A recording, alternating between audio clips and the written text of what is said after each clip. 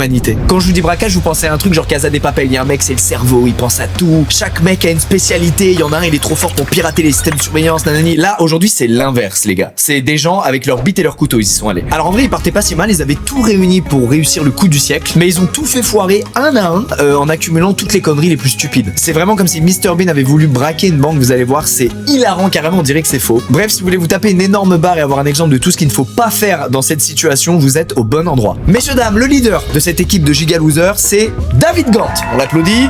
Franchement, il le mérite. C'est de lui que tout va partir. Mais avant de parler du moment du braquage, je vais vous parler un peu de son enfance pour mieux comprendre le personnage. David est né à la fin des années 60 et il a l'enfance la plus normale du monde. À l'école, il est ni trop bon ni trop nul, il touche un peu à tout, il aime les BD, bref, c'est normal man et tout va pour le mieux. Ensuite, il passe une tête à l'armée et puis il se dit que c'est quand même beaucoup plus tranquille la vie dans le civil. Alors hop, il enchaîne les petits boulots jusqu'à tomber sur celui d'agent de sécurité chez Loomis & Fargo. C'est simple, c'est l'une des plus grosses boîtes de transport de fonds aux États-Unis. Vous savez, c'est les gros camions blindés qui roulent remplis de cash là, que vous voulez braquer dans GTA même. Par contre, à l'époque, ça ressemble à ça.